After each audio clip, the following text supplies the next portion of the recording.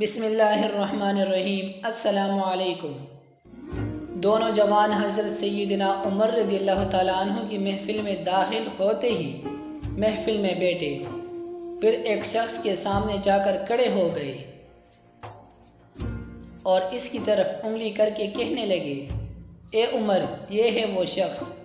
حضرت عمر رضی اللہ تعالیٰ عنہ نے ان سے پوچھا، کیا کیا ہے اس شخص نے؟ وہ کہنے لگے، امیر المؤمنین، اس نے ہمارے باپ کو قتل کیا ہے۔ حضرت عمر رضی اللہ تعالیٰ عنہ نے اس شخص سے مخاطب ہو کر پوچھا، کیا تو نے ان کے باپ کو قتل کیا ہے؟ اس شخص نے کہا، ہاں امیر المؤمنین، مجھ سے ان کا باپ قتل ہو گیا ہے۔ حضرت عمر رضی اللہ تعالیٰ عنہ نے پوچھا، کس طرح قتل کیا ہے؟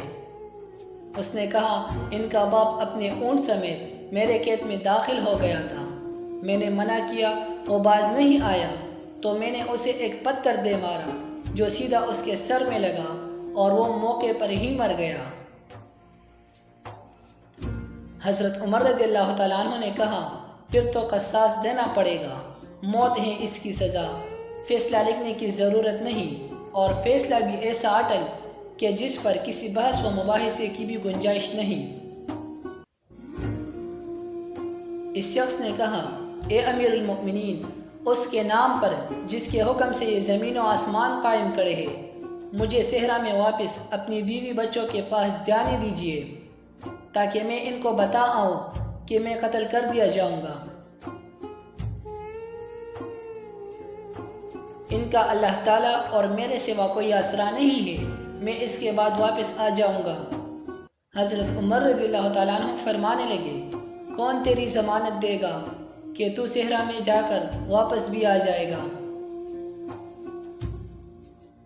مجمع پر ایک خاموشی چھا گئی، کوئی بھی ایسا نہیں تھا جو اس کا نام تک بھی جانتا ہو۔ اس کے قبیلے، خیمے یا گھر وغیرہ کے بارے میں جاننے کا معاملہ تو بعد کی بات تھی۔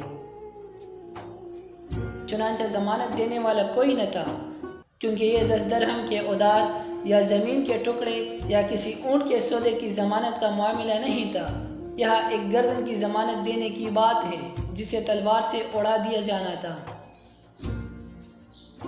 اور کوئی بھی ایسا نہیں تھا جو اللہ تعالیٰ کی شرعیت کی تنفیذ کے معاملے پر حضرت عمر رضی اللہ تعالیٰ عنہ سے اعتراض کرے یا پھر اس شخص کی سفارش کے لیے ہی کھڑا ہو جائے۔ محفل میں موجود صحابہ کرام رضوان اللہ اجمعین پر ایک خاموشی سی چھا گئی تھی۔ اس صورتحال سے خود حضرت عمر رضی اللہ تعالیٰ عنہ بھی متاثر ہوئے، کیونکہ اس شخص کی حالت نے سب کو ہی حیرت میں ڈال کر رکھ دیا تھا کہ کیا اس شخص کو واقعی قصاص کے طور پر قتل کر دیا جائے اور اس کے بچے بھوکے مرنے کے لیے چھوڑ دیے جائے، یا پھر اس کو بغیر ضمانتی کے واپس جانے دیا جائے۔ اگر واپس نہ آیا تو مقتول کا خون رائگاں جائے گا۔ خود حضرت عمر رضی اللہ تعالیٰ عنہ سر جھکائے افسردہ بیٹھے تھے۔ اس صورتحال پر سر اٹھا کر التجا بھری نظروں سے نوجوانوں کی طرف دیکھا اور فرمایا، معاف کر دو اس شخص کو۔ نہیں امیر المؤمنین، جو ہمارے باپ کو قتل کرے اس کو چھوڑ دے، یہ تو ہو ہی نہیں سکتا۔ نوجوانوں نے اپنا آخری فیصلہ بغیر کسی جھجک کے سنا دیا۔ حضرت عمر رضی اللہ تعالیٰ عنہ نے ایک بار پھر مجمع کی طرف دیکھ کر بلند آواز سے پوچھا، اے لوگو، کوئی تم میں سے ہے جو اس کی ضمانت دے؟ چنانچہ حضرت ابو ذر غفاری رضی اللہ تعالیٰ عنہ اپنے صدق سے بھرپور بڑھاپے کے ساتھ کھڑے ہو کر کہنے لگے، میں ضمانت دیتا ہوں اس شخص کی۔ حضرت سیدنا عمر رضی اللہ تعالیٰ عنہ نے کہا، ابو ذر، اس نے قتل کیا ہے، چاہے قتل ہی کیوں نہ کیا ہو۔ حضرت ابو ذر رضی اللہ تعالیٰ عنہ نے اپنا اٹل فیصلہ سنا دیا۔ حضرت عمر رضی اللہ تعالیٰ عنہ نے کہا، جانتے ہو اسے؟ حضرت ابو ذر غفاری رضی اللہ تعالیٰ عنہ نے فرمایا، نہیں جانتا۔ حضرت عمر رضی اللہ تعالیٰ عنہ نے کہا، تو پھر کس طرح ضمانت دے رہے ہو؟ ابو ذر رضی اللہ تعالیٰ عنہ نے فرمایا، میں نے اس کے چہرے پر مومنوں کی صفات دیکھی ہے اور مجھے ایسا لگتا ہے یہ جھوٹ نہیں بول رہا، انشاءاللہ یہ لوٹ کر واپس آ جائے گا۔ حضرت عمر رضی اللہ تعالیٰ عنہ نے پھر فرمایا، ابو ذر دیکھ لو، اگر یہ 3 دن میں لوٹ کر نہ آیا تو مجھے تیری جدائی کا صدمہ دیکھنا پڑے گا۔ امیر المؤمنین پھر اللہ مالک ہے، ابو ذر رضی اللہ تعالیٰ عنہ نے اپنے فیصلے پر ڈٹے ہوئے جواب دیا۔ چنانچہ وہ شخص حضرت عمر رضی اللہ تعالیٰ عنہ سے 3 دن کی مہلت پا کر رخصت ہو گیا، کچھ ضرور تیاریوں کے لیے، بیوی بچوں کو الوداع کہنے اور اپنے بعد ان کے لیے کوئی راہ دیکھنے کے لیے۔ 3 راتوں کے بعد عصر کے وقت شہر میں الصلاۃ جامعہ کی منادی بڑھ گئی۔ نوجوان اپنے باپ کا قصاص لینے کے لیے بے چین اور لوگوں کا مجمع اللہ کی شریعت کی تنفیذ دیکھنے کے لیے جمع ہو گیا۔ حضرت ابو ذر غفاری رضی اللہ تعالیٰ عنہ بھی تشریف لائے اور آ کر حضرت عمر رضی اللہ تعالیٰ عنہ کے سامنے بیٹھ گئے۔ حضرت عمر رضی اللہ تعالیٰ عنہ نے سوال کیا، کدھر ہے وہ آدمی؟ مجھے کوئی پتہ نہیں یا امیر المؤمنین۔ حضرت ابو ذر رضی اللہ تعالیٰ عنہ نے مختصر جواب دیا اور آسمان کی طرف دیکھا جدھر سورج ڈوبنے کی جلدی میں معمول سے زیادہ تیزی کے ساتھ جاتا دکھائی دے رہا تھا۔ محفل میں ہو کا عالم تھا، اللہ کے سوا کوئی نہیں جانتا کہ آج کیا ہونے جا رہا ہے۔ قاتل نہیں آتا تو ضامن کی گردن جاتی نظر آ رہی تھی۔ مغرب سے چند لمحے پہلے وہ شخص آ گیا۔ اس شخص کو دیکھتے ہی حضرت عمر رضی اللہ تعالیٰ عنہ نے بے ساختہ اللہ اکبر کی صدائیں لگائی، ساتھ ہی مجمع نے بھی اللہ اکبر کا نعرہ لگایا۔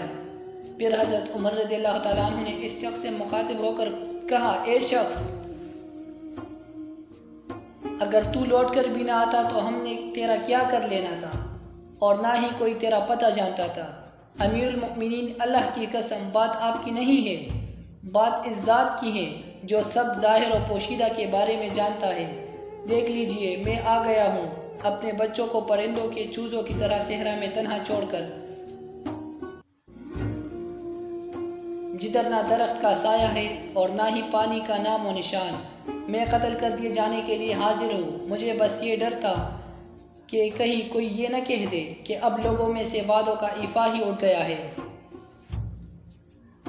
حضرت عمر رضی اللہ تعالیٰ عنہ نے حضرت ابو ذر غفاری رضی اللہ تعالیٰ عنہ کی طرف رخ کر کے پوچھا، ابو ذر، تو نے کس بنیاد پر اس کی ضمانت دے دی تھی؟ ابو ذر رضی اللہ تعالیٰ عنہ نے کہا، اے عمر، مجھے اس بات کا ڈر تھا کہیں کوئی یہ نہ کہہ دے کہ اب لوگوں میں سے خیر ہی اٹھا لی گئی ہے۔ حضرت عمر رضی اللہ تعالیٰ عنہ نے ایک لمحے کے لیے توقف کیا اور پھر ان دونوں جوانوں سے پوچھا کہ کیا کہتے ہو اب؟ نوجوانوں نے روتے ہوئے جواب دیا، اے امیر المؤمنین، ہم اس کی صداقت کی وجہ سے اسے معاف کرتے ہیں۔ ہمیں اس بات کا ڈر ہے کہ کہیں کوئی یہ نہ کہہ دے کہ اب لوگوں میں سے عفو اور درگزر ہی اٹھا لیا گیا ہے۔ حضرت عمر رضی اللہ تعالیٰ عنہ اللہ اکبر پکار اٹھے اور آنسو ان کی داڑھی کو تر کرتے ہوئے نیچے گر رہے تھے۔ سبحان اللہ، ماشاء اللہ۔ یہ تھے حضرت عمر رضی اللہ تعالیٰ عنہ کی دور خلافت کا واقعہ۔ مزید ایسی ویڈیوز دیکھنے کے لیے ہمارے چینل کو سبسکرائب کریں اور بیل آئیکن کی نوٹیفیکیشن آن کریں تاکہ ہر نئی آنے والی ویڈیو کی نوٹیفیکیشن آپ کو ملتی رہے۔ تب تک کے لیے اللہ حافظ۔